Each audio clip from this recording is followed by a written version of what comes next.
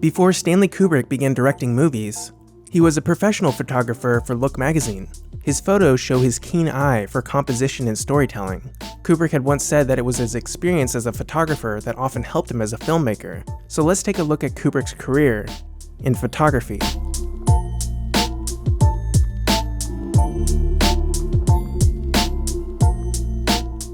On April 12, 1945, Kubrick was out on the streets of New York City and happened to pass a newspaper stand. The headline that day was an important one, because it was the day that President Franklin D. Roosevelt died.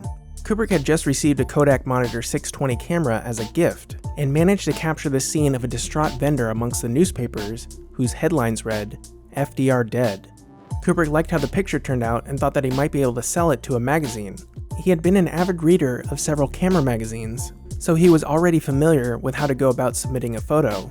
To his delight, his photo was accepted by a few magazines who were interested in publishing it. Look magazine offered more than the other magazines, so Kubrick decided to go with them. Kubrick was paid $25 for the photo, and on June 26, 1945, it was printed in the magazine. 6 months later, he was hired on as the magazine's youngest photo reporter. Kubrick would later admit that he persuaded the vendor into giving him the emotion he wanted. Kubrick had around 900 of his photos appear in Look magazine between 1945 and 1951. A lot of these photos were part of assigned photo essays for the magazine. One essay titled, "How People Look to the Monkeys," had Kubrick work with the zoo at Prospect Park in Brooklyn. The monkey house had an indoor and outdoor area. While the monkeys were in the outdoor area, Kubrick, quote, stationed himself in the indoor cage with his lens poked through the food slit, so that he may capture the monkeys with the spectators in the background. Reportedly, the monkeys were very interested in the camera, but quickly lost interest once Kubrick let them look into it. Another essay he did was a series on the New York subway. In order to get these pictures, Kubrick rode the subway between midnight and 6 a.m.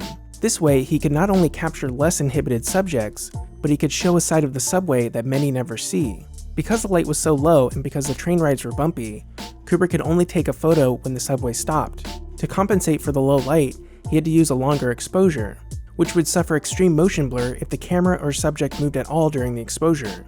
He would pick his subject and aim his camera at them during the ride, and when the train finally stopped. For these photos, Kubrick used the Contax and took the pictures at 1/8 of a second with an f-stop of 2.8. He didn't use any extra lighting except for one photo on a flight of stairs where a flash was used, possibly this one. And because there was such little lighting on the train, he also tripled the development time to make the photos bright enough. He said, "I wanted to retain the mood of the subway, so I used natural light." Around half of Kubrick's photo essays are from his own ideas, and one of these was a series of photos in a dentist's waiting room. Kubrick had visited the dentist and he noticed the concerned look on everyone's face as they waited for their turn. No one likes going to the dentist, and the anxiety on the faces of the subjects of these candids is something we can all relate to. All of these shots were quote-unquote stolen. For these photos, Kubrick wouldn't frame the scene. He would let his medium format camera hang from a strap around his neck, and he had a cable that ran to a shutter control in his pocket. He wouldn't look through the viewfinder. When he found a good subject, he would just aim his body toward them and press the button in his pocket. Not all of Kubrick's photos were truly candid, however. In one series, he posed a friend of his with a woman named Toba Metz for a scene of a couple in the subway. She would become Kubrick's first wife shortly after these photos were taken. This would be among his first experiences working with performers to elicit a specific emotion or mood he wanted to portray. Another stage photo series, his very first photo series for Look magazine, show a young man trying to flirt with a young woman in a cinema. The piece was called A Short Short in a Movie Balcony, and though the photos looked candid, the young man and woman were actually friends of Kubrick, and the cinema they shot in was closed at the time. Kubrick even had his little sister sit in as an audience member. Reportedly, he directed the scene by giving instructions to the young man and the young woman separately. The young woman was supposed to slap the flirtatious young man, but when Kubrick took her aside, he told her to really slap the young man hard, which provoked a genuine reaction for the camera. Kubrick had several of these photo series published in the magazine, and when he finally graduated from Taft High School, he was offered a full-time job at, quote, $50 a week. Kubrick biographer Vincent Labruto said, "He always took more shots than he could use for one of his photo essays, and then chose those that were most impressive for use in the photo sequence. There are no throwaway shots in a Kubrick photo essay. Each shot is carefully composed. He made every shot count. It's interesting that this practice, which he has earned a reputation for in filmmaking, started as far back as his days as a professional photographer. Kubrick once said about filmmaking, "I do not always know what I want, but I do know what I don't want." And it's possible that this has a lot to do with his custom of shooting a lot. The more you shoot, the more choice you have, and the more you can refine what it is you're looking for. Of course, some would argue against the merits of this exercise, but it seemed to work well for Kubrick. Within 2 years of working for Look, he was sent on more high-profile assignments. One of these was on Frank Sinatra during a trip to Richmond, Virginia. For this series, Kubrick concentrated more on the faces of Sinatra's fans, which was a great way of capturing just how adored the singer was. Another assignment had him photographing General and eventual President Dwight D. Eisenhower during a visit to Columbia University. One of Kubrick's most interesting photo series was on a boxer named Rocky Graziano. This was 1 year after his story about boxer Walter Cartier, which he also made a short documentary on, but that's a story for another episode. Rocky Graziano was fresh off a 2-year suspension for, quote, failure to report an attempted $100,000 bribe. He had grown up in the East Village as a hoodlum, who was often found in reform schools and sometimes in prison. He was always a good fighter. In fact, he had, quote, a dishonorable discharge from the army for punching a supervising officer. He also sold his first boxing medal for $15. This series shows both the boxer and the family man. We see him having breakfast with his wife and kids, and we also see him training his body for his big fight. This essay reveals the unseen moments in the life of a boxer, and it also seems to have an emphasis on the human body as both artistic and utilitarian. The lack of privacy of the male body objectifies it as a tool, built for fighting and used for earning money. We can see something similar in this series where a nude female is used as a muse for an artist. All during Kubrick's tenure as a photographer, he was obsessed with cinema. He would see everything, no matter if it was supposed to be good or supposed to be bad. A friend of Kubrick's during this time said that Kubrick would, quote, watch a movie when it was silent to see how the story was told, and then go back to reading his paper when people started talking. He told an interviewer, I sat there and I thought, well, I don't know a goddamn thing about movies, but I know I can make a better film than that. Working on these assignments forced Kubrick to tell stories using only images, but it still allowed him to explore the medium.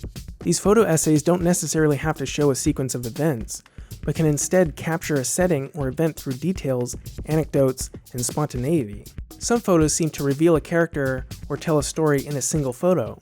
Here are a few of my favorites. Look at the composition of this shot. There's a beautiful deep staging even though this was likely a spontaneous image. The setting informs on our understanding of the man. He likely runs the business side of a circus. The low angle, likely to show the high wire, also makes the man look important, and his pose seems to tell us that he's in charge. And then there's this one. You can really get a sense of what these kids are like and the setting they inhabit. It looks like they shine shoes for dimes and then buy hot dogs with their earnings. This kid near the center looks like a tough guy, despite his small stature. These outfits are great. This one is really interesting. You can almost feel the movement of the shot. There's a certain tension and claustrophobia in the setting, and it sort of conjures up a feeling of finite time quickly running out, despite the image being static. I'm not sure about the last one, but the first two images are part of their own series, and yet these single images say so much. Here are some of the other images in the circus series. And here are some of the other images in the Shoeshine series. Perhaps Kubrick's biggest inspiration was a photographer named Ouija, who also had a specialty in street photography. His photography has been said to have a, quote, noirish style, bold, visceral, and a little trashy. Here is Ouija and Kubrick on the set of Dr. Strangelove in 1963. Looking back on his time at Look magazine in an interview with Michelle Cement, Kubrick had this to say. It was tremendous fun for me at that age, but eventually it began to wear thin, especially since my ultimate ambition had always been to make movies. The subject matter of my Look assignments was generally pretty dumb. I would do stories like, is an athlete stronger than a baby? Photographing a college football player emulating the cute positions an 18-month-old child would get into. Occasionally, I had a chance to do an interesting personality story. One of these was about Montgomery Clift, who was at the start of his brilliant career. Photography certainly gave me the first step up to movies. To make a film entirely by yourself, which initially I did, you may not have to know very much about anything else, but you must know about photography. Thanks for watching. A special thanks to my patrons over on Patreon. Because of your support, I was able to acquire the rare photos of Kubrick's first photo series for Look magazine. And if you're new here, please hit that subscribe button now because there are plenty more videos on the way for cinephiles like you. Thanks again for watching.